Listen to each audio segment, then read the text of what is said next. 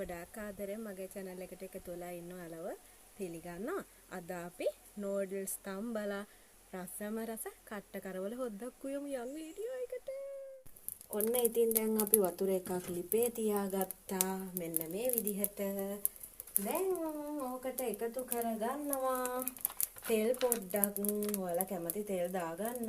මම නම් ඉතින් පොල් තෙල් එකතු කරගන්නේ. පොඩ්ඩක් ඔන්න විදිහට දාගන්න.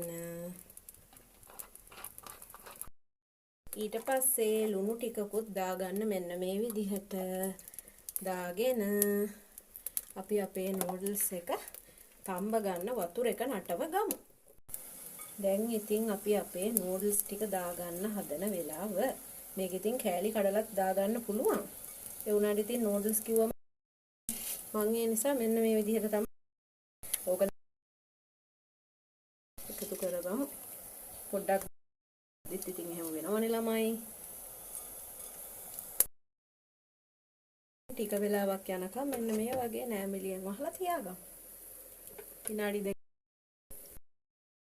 5ක් විතර.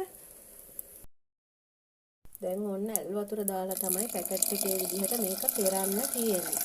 අපි දැන් ඇල් වතුර එකතු කරගත්තා. ඊට පස්සේ අපි මේක පෙරාගමු. දැන් අපි පෙරාගත්තා. අපේ පෙරන ගොට්ටට. දැන් මේක නිවුනට පස්සේ මේක නිවෙන්න මේ විදිහට තියලා අපි යන් අපේ කට්ට කරවල හොද්ද රසට හදාගන්න. මෙන්න මේ විදිහට අපි ලූණු දාගමු. ටිකක් වැඩිපුර කරවල වලට ලූණු දාගන්න. එතකොට අර ලුණු රස ඒක මැකෙනවා. ඒ නිසා වැඩිපුර දාගන්න. ඊට පස්සේ කරපිංචා. ඊට පස්සේ අමු මිරිස්, කොච්චි ඔයාලා දන්නෝනේ. අපේ ගෙදර තියෙන කොච්චි ළමයි අපි ඉන්න ගෙදර. ඊට පස්සේ මෙන්න මේ විදිහට ගොරක දාගන්න. ඊට පස්සේ අපි මිරිස් කුඩු දාගමු.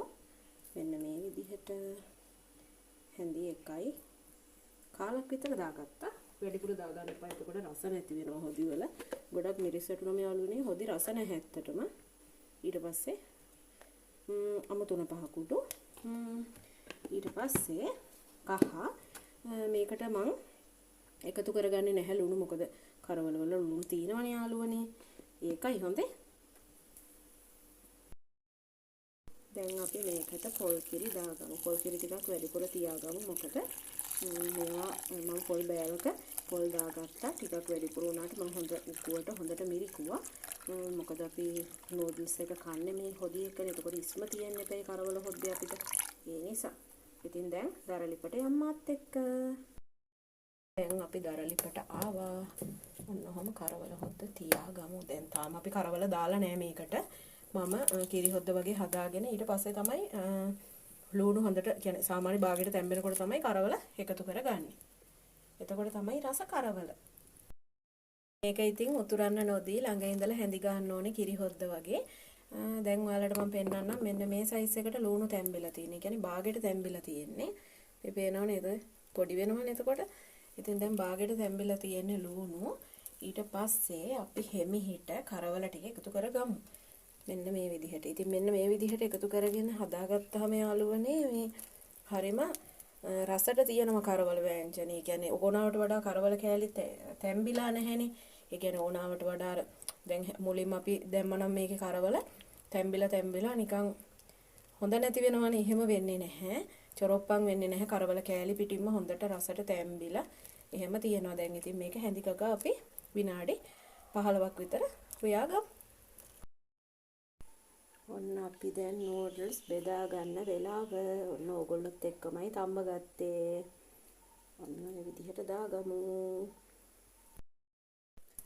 ඔන්න ඉතින් දැන් ඔයාලත් එක්ක එකතු වෙලා හදාගත්ත කරවල ව්‍යංජනේ බලමු නේද? ඔන්න. මෙන්න ඉතින් මම දරලිපේ උයන්නේ මගේ යාළුවෝ දන්නවා. පේනව නේද? ඔන්න කැටි ගහලා නැහැ. හොඳට හැඳිගගා හිටපු නිසා හරීම ලස්සනට තියෙනවා. දැන් ඉතින් අපි බෙදාගමුකෝ. ඔන්න ඔය විදිහට මේ ඉතින් කට්ට කරවල ඔන්න ඔය විදිහට දාගමු. ඉස්ම එපැයි ඉතින් නේද? මෙන්න මේ විදිහට දාගමු. ඉස්ම ටිකක් ගඟ වගේ දාගමු. එතකොට තමයි රස. ඔන්න දැන් අපි ඔයාලත් එක්කම මම හදාගත්ත නූඩල්ස් එකයි කට්ට කරවල හොද්දයි. අපි ඉතින් දැන් කාලා බලමු. කරවල කෑල්ලකුත් දාගමුනේ. මෙන්න මේ වගේ පොඩි කටක් කාලා මම ඔයාලට පෙන්නන්නම්කෝ කොහොමද කියලා.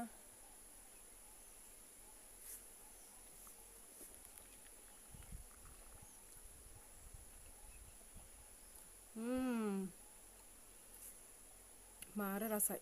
එහෙනම් මේ වගේ රසවත් වීඩියෝ එකකින් හම්බ වෙමු. අපිව සබ්ස්ක්‍රයිබ් කරන්න.